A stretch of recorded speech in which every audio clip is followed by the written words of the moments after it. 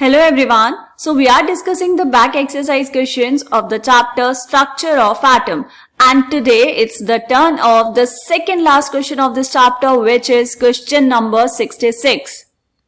So here the question is, indicate the number of unpaired electrons in A part P, that is phosphorus, B part में आपको बताना है silicon, next is chromium, next is Fe and the last one is Kr, that is krypton. ठीक है, तो क्या करना है बेटा, आपको इनमें बताने हैं नंबर ऑफ अनपेयर्ड इलेक्ट्रॉन्स. कैसे बता पाएंगे? सबसे पहले आपको लिखनी पड़ेगी इनकी इलेक्ट्रॉनिक कॉन्फ़िगरेशन. इलेक्ट्रॉनिक कॉन्फ़िगरेशन लिखने के लिए आपको पता होना चाहिए इनका एटॉमिक नंबर. ठीक है, सो वन बाय वन करके लिखेंगे. यहाँ पर ए पार्ट में क्या दिया है बेटा? Phosphorus P. इसका एटॉमिक नंबर कितना होता है? इसका एटॉमिक नंबर होता है 15. तो इसके लिए लिखेंगे electronic configuration 1s2, 2s2, 2p6. कितने हो गए बेटा? 10. Then 3s2, 12. उसके बाद कितना हो जाएगा? 3p3.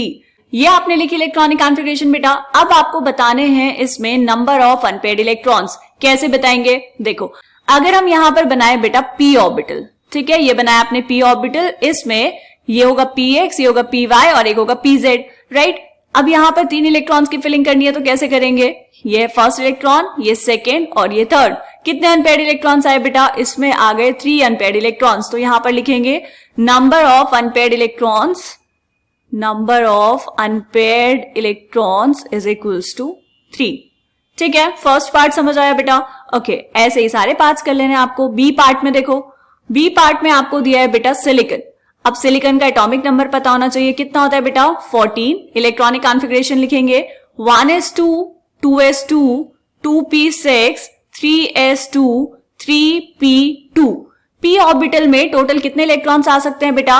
6. यहां पर है 2. ये हमने जो p ऑर्बिटल बनाया था इसमें 2 इलेक्ट्रॉन्स की फिलिंग करनी है, तो ये लास्ट वाला हम हटा देंगे. 2 इलेक्ट्रॉन्स यहां पर ऐसे आ गए, तो नंबर ऑफ अनपेयर्ड इलेक्ट्रॉन्स कितने हो गए बेटा? यहां पर नंबर ऑफ अनपेयर्ड इलेक्ट्रॉन्स हो जाएंगे 2. तो ये लिख देंगे unpaired electrons is equals to 2. Clear? Next part देखेंगे. सी पार्ट में आपसे क्या पूछा है बेटा? सी पार्ट में आपको बताना है फॉर क्रोमियम. क्रोमियम का एटॉमिक नंबर कौन सा बेटा? क्रोमियम का एटॉमिक नंबर है 24. इसके लिए जो इलेक्ट्रॉनिक कॉन्फ़िगरेशन है कैसे लिखते हैं ये हम ऑलरेडी सीख चुके हैं. उस क्वेश्चन का लिंक आपको डिस्क्रिप्शन बॉक्स में मिल जाएगा. ये हो जाएगा आपके पास 1s2, 2s2, 2p6, 3s2, 3p6. ये कितना हो गया बेटा? ये हो गया है 18 इलेक्ट्रॉन्स. इन 18 इलेक्ट्रॉन्स को हम यहां पर अभी देखेंगे तो आप ऐसे भी लिख सकते हैं, this is for argon. Argon का एटॉमिक नंबर होता है 18. तो इलेक्ट्रॉनिक कॉन्फ़िगरेशन में आप कोर इलेक्ट्रॉन्स को ऐसे लिख सकते हैं. कोर इलेक्ट्रॉन्स कौन से होते हैं बेटा? जो वैलेंस शेल से अंदर की तरफ होते हैं. यहां तक हो गए बेटा 18 इलेक्ट्रॉन्स. उसके बाद कौन आना चाहिए? उसके बाद पहले आता है 4s और उसके बाद आता है 3d. लेकिन जब इलेक्ट्रॉन्स की फिलिंग हो जाती है बेटा तो ये ऑर्बिटल्स क्या करते हैं? खुद को रीअरेंज करते हैं. तो पहले यहां पर आएगा 3d और उसके बाद आएगा 4s. 4s में पहले इलेक्ट्रॉन्स फिल करेंगे तो 2 इलेक्ट्रॉन्स होने चाहिए और 3d में 4. लेकिन क्योंकि हाफ फिल जो ऑर्बिटल्स होते हैं वो ज्यादा स्टेबल होते हैं, इसीलिए यहां पर इलेक्ट्रॉनिक कॉन्फ़िगरेशन होती है बेटा 3d5, 4s1. ठीक, नीचे वाली इलेक्ट्रॉनिक कॉन्फ़िगरेशन कैसे लिख सकते हैं? यहां पर आपने लिखा argon, this is for 18 electrons और उसके बाद ये हो जाएगा 3d5, 4s1. आप ऐसे भी लिख सकते हैं. ये कुछ अलग है बेटा, तो यहां पर हम कर लेंगे इसको स्टार मार्क ताकि आपको याद रहे. ठीक, इसमें अनपेयर्ड इलेक्ट्रॉन्स कितने होंगे बेटा?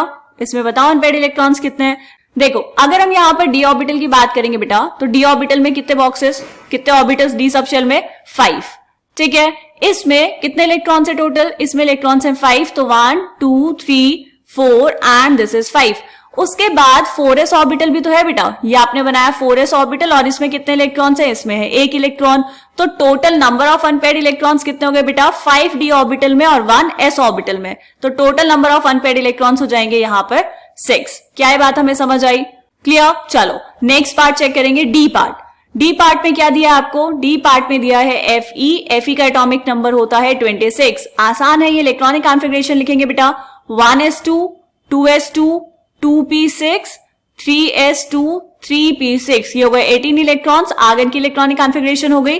आपको नेक्स्ट कितने इलेक्ट्रॉन्स फिल करने हैं बेटा? 8 इलेक्ट्रॉन्स. पहले आएगा 3d, तो ये हो जाएगा 3d6 और 4s2. लिखते हम ऐसे हैं, फिलिंग पहले 4s में होती है फिर 3d में होती है. क्लियर? यहां पर अगर हम बात करें बेटा नंबर ऑफ अनपेयर्ड इलेक्ट्रॉन्स की तो कितने होंगे? देखो 4s में तो 2 इलेक्ट्रॉन्स है, दोनों पेयर्ड होंगे. ये है 3d6. 5 इलेक्ट्रॉन्स हमने यहां पर फिल किए थे बेटा ऑलरेडी. एक इलेक्ट्रॉन आ जाएगा यहाँ पर। तो नंबर ऑफ अनपेयर्ड इलेक्ट्रॉन्स कितने बचे आपके पास? एस ऑर्बिटल में भी एक इलेक्ट्रॉन है तो उसको यहां बनाया, तो नंबर ऑफ अनपेयर्ड इलेक्ट्रॉन्स बचे हैं बेटा 4। तो यहां पर अनपेयर्ड इलेक्ट्रॉन्स हो जाएंगे 4। क्लियर? उसके बाद लास्ट पार्ट चेक करेंगे बेटा, लास्ट वन इज ई। इसमें आपको दिया है क्रिप्टन Kr। अगर आपको नोबल गैसेस याद है बेटा तो क्रिप्टन एक नोबल गैस है और इसका एटॉमिक नंबर कितना होता है? इसका एटॉमिक नंबर है 36। अगर हम नोबल गैसेस की बात करें बेटा तो नोबल गैसेस में क्या होता है, जो ऑर्बिटल्स हैं वो कंप्लीटली फिल होते हैं। तो अगर हम यहां पर इलेक्ट्रॉनिक कॉन्फ़िगरेशन लिखेंगे तो कितना आएगा बेटा? 1s2 2s2 2p6 3s2 3p6, ये हो गए 18। उसके बाद ये 3d10 28 4s2 30 एंड 6 और चाहिए तो कितना हो जाएगा बेटा? 4p6। ये लिखिए आपने इसकी इलेक्ट्रॉनिक कॉन्फ़िगरेशन। यहां पर अगर हम अनपेयर्ड इलेक्ट्रॉन्स की बात करेंगे बेटा तो कितने होंगे? इसमें नंबर ऑफ अनपेयर्ड इलेक्ट्रॉन्स होंगे 0। क्यों? क्योंकि सारे के सारे जो ऑर्बिटल्स हैं वो कंप्लीटली फिल हैं बेटा। क्लियर? बात समझ आई? तो आपको इलेक्ट्रॉनिक कॉन्फ़िगरेशंस अगर अच्छे से लिखनी आती है तो अनपेयर्ड इलेक्ट्रॉन्स भी आप आराम से बता पाएंगे, कोई प्रॉब्लम नहीं होगी। ठीक है, चलो अब मिलेंगे इस चैप्टर के लास्ट क्वेश्चन में जो कि होगा क्वेश्चन नंबर 67। अभी तक हमने जितने क्वेश्चंस कर लिए बेटा, आप सारे क्वेश्चंस अच्छे से प्रैक्टिस करते रहिए, पढ़ते रहिए। मिलते हैं नेक्स्ट क्वेश्चन में, तब तक के लिए बाय बाय।